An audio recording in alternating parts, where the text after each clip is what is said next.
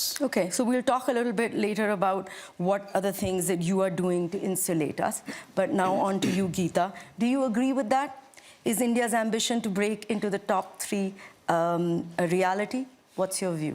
Without a doubt, India will become the third largest economy of the world. It's a matter of a few years. Unless something catastrophic happens, if you just look at the math in terms of India's growth rate relative to Germany and Japan, it would be very hard to see how India would not get there. And based on current projections, India gets there by 2028. Wow. It could be even sooner than that, depending upon how the revision of the GDP numbers happens at the start of this year, I guess pretty relatively soon, what happens with the rebasing. So that is not the challenge for India. The challenge for India is not about becoming the third largest economy in the world. The challenge for India is about raising per capita incomes to higher levels. And indeed, I agree with the minister that substantial reforms have been undertaken. The physical infrastructure build out is impressive. The digital infrastructure build out is impressive. What was done with the goods and services tax, including the simplification recently, extremely helpful. So to keep the momentum going and to keep raising per capita income and getting to the 2047 goal of Viksit Bharat, I think that's the challenge. And that will require keeping up with the steady pace of reforms to get there. But again, a lot of positive developments in India.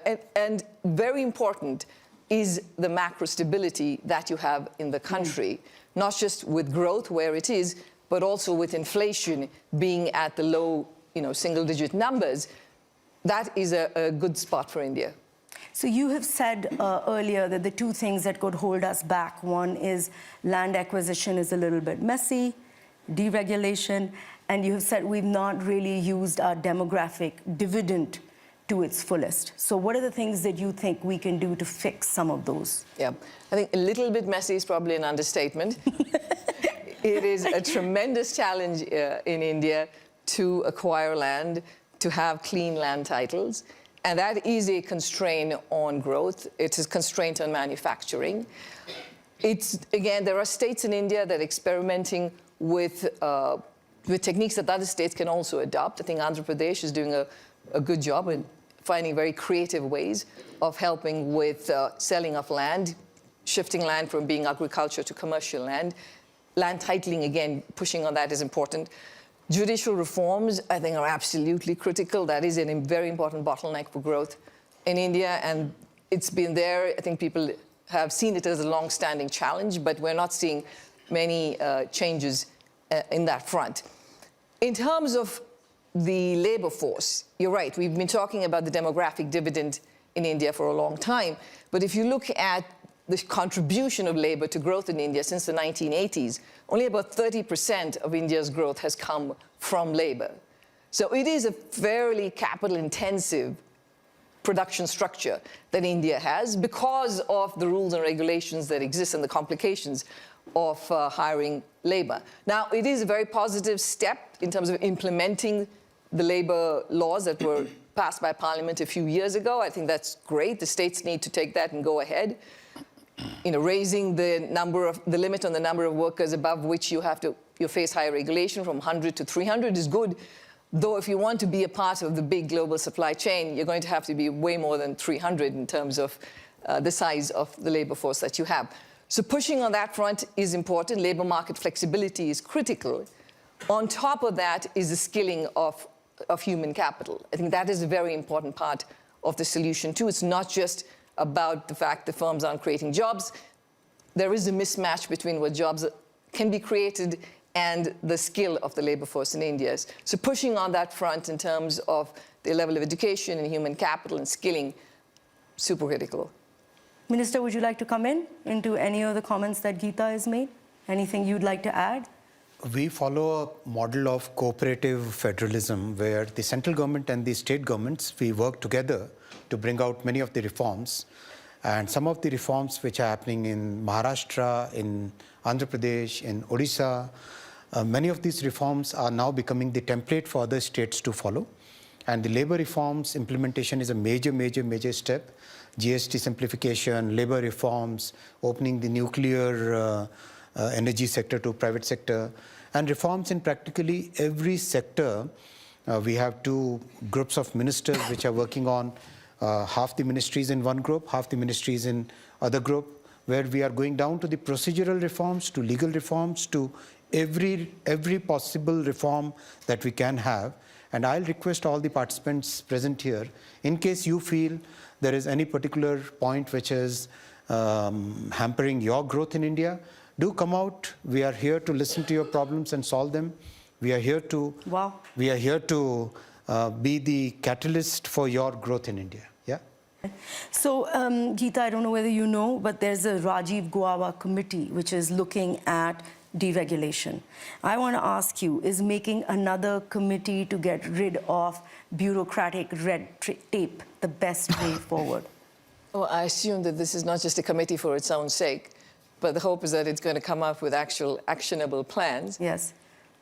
Absolutely. I mean, India needs a lot more deregulation. It is still, in terms of ease of doing business, it is still a challenging place to do business. I'd love to hear from you in terms of what challenges you face.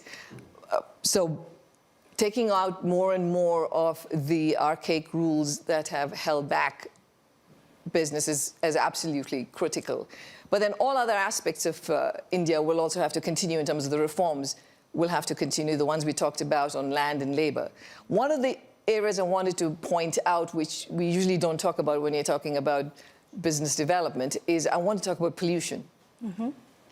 Pollution is a challenge in India. And if you look at the impact of pollution on the Indian economy, it is far more consequential than any impact of any tariffs that have been put on India so far. If you look at the annual cost to India's GDP of the level of pollution that you have, and it's not just the effect on economic activity, but it's also the loss in lives. I mean, the numbers are really large. Based on a World Bank study that was done, I think it was published in 22, about 1.7 million lives are lost every year in India because of pollution. That's 18% of the deaths in India. I think even from any international investor's perspective who's thinking of coming in and putting up a shop in India, if you have to live there and you have the environment is not of the kind that you feel that, okay, this is going to be consequential for your health, it holds you back. And obviously, not to say, but all the Indians that are living in this kind of pollution. So addressing that on a war footing is critical. I mean, this has to be a mission, a top mission for India. Along with deregulation, we're putting it right up there. Along with deregulation for India, yes. Geeta, I don't know whether you caught Prime Minister Carney's speech yesterday in Davos. He basically declared independence from the American-dominated past.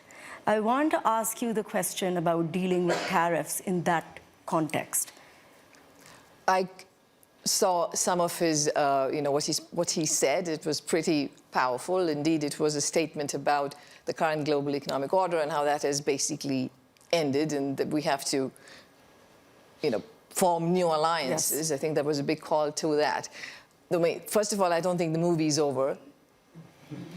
It hasn't ended yet. We will have an important speech later today. Yes. That could change everything. Sequel. So I don't want to sit here and speak profoundly about what the consequences are of what we've heard so far, because it could all be very different tomorrow, right? I mean, one of the reasons that the tariffs that have been announced so far from the US has not been hugely consequential on the world is because the actual level of tariffs, and I did some research on this with the co-author last year, is the actual level of tariffs is a fraction of what the headline numbers and announcements are, right? So the statutory rate is about 24%. The actual rate is about 14%, right? So because there's so many exemptions and so many carve-outs. So every time I hear a number, I'm like, I want to wait and see exactly where something sticks. So that's would be my first piece, is that we just don't know where all of this is headed. What I will agree with, and I think that we don't need to wait for, is that we have permanently moved away from the previous last 80 years of the global economic order. It doesn't matter what comes next, but we're not going back to the time when we had completely close to free trade across all countries in the world. I think national security considerations, economic security considerations have become important for good reason, I think, and therefore the pure efficiency-based model of we're going to buy from the cheapest source is not going to happen, and more countries are going to be looking inwards and building up their own shop, especially in sectors that are important for their security. So I think that has changed. There is no one West anymore. There never was a one East. You know, there was always India, there was China, you couldn't talk about a one East. But we used to talk about a one West, which was there was the US and Europe were always together, and that's not there anymore. So I don't think there is a one West either. That doesn't mean there's going to be a whole-scale breaking up, but we're not going back. This is a shift that's going to last a long time. And like I said, the movie isn't over, so keep watching. So one of the things that the minister said, actually, that they are looking to do deals with other countries and trying to sort of insulate the impact of tariffs. Some people are saying this gunboat capitalism of the US is leading to MEGA, which is make Earth great again, versus MAGA, which is make America great again. What do you think about that? Okay, so firstly, I do want to mention that what we saw in 2025 was that not just India, but China, pretty much every country in the world, found a different market to sell their goods to, or found a different market through which their goods went back to the US, right? I honestly don't think that's a sustainable strategy either. So I don't think we're in a space where this can continue and everybody can have very high levels of tariffs, and India can have 36% tariff rate, and somehow, you know, India would find new markets to send their goods to. There is going to be retaliation. Europe will retaliate to all the flood of goods coming from China. Other countries will too. Maybe India will be concerned about this, a point that Sunil made. So it's not a viable strategy. But what is a viable strategy is indeed having more trade agreements with other countries, which India is doing right now. European Union is doing with Latin America, South America, Mercosur. So those kinds of, I think, you know, agreements, moving on that front is important. In terms of, you know, making Earth great again, are you talking about the fact that we may be moving to something more sustainable, or? Yes, more sustainable, more markets, not dependent on, you know, one country sort of bullying others into their Okay, I don't know why thinking. that becomes make Earth great again. But anyway, I do understand the sustainable part. So, I mean, I think a lot of things have taken a bit of a backseat, and sustainability has taken a bit of a backseat. There is an inherent momentum in it that I think will continue in many parts of the world, including in India. That momentum exists. But if you look at what the trajectory could have been if the US was also a part of all of the climate activity, that would have been a much more stronger transition path. But that said, again, I think that, you know, train has left the station. I do think, and it's not just about sustainability, and it's not just about the environment. For many countries, it's energy security. Instead of having to rely on fossil fuel imports, if you can rely on sunshine in your country and use that to produce energy, it's good for your, you know, your economic growth. It's good for job creation. So I think that is that will continue. Among the risks that the planet faces are climate-related risks, so that's not going away. You know, there's a lot of distraction right now, but we still have to deal with weather-related shocks. Gita, AI is affecting jobs in coding and call centers, which is very big for India. Do you think we can make this pivot like the minister is suggesting? It will take directed, conscious effort to make that switch happen. It's not going to happen very quickly. Indeed, you know, business process outsourcing, for which India was a big beneficiary of, that is going to be impacted by AI. These call centers, as you mentioned, coders and coding in general, are going to be heavily affected.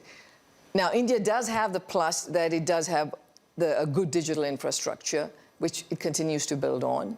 It has a lot of skilled engineers in an IT sector that supplies the world, so that gives it a good holding. But we're going to have to find ways of coming up with new kinds of jobs. That, again, comes back to the original point about skilling up the workforce, making sure that they are able to benefit from AI. In terms of, if you look at the statistics about how much is India exposed to AI, how much of India's labor force is exposed to AI, it's about 26%. The average for the world is 40%.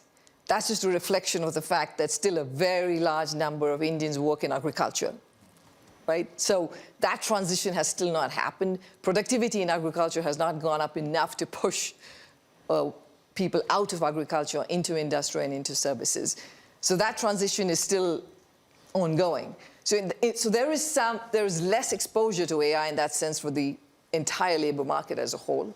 But like every country in the world, I think this is going to be an important challenge. India is already capital intensive for the reasons that I mentioned earlier.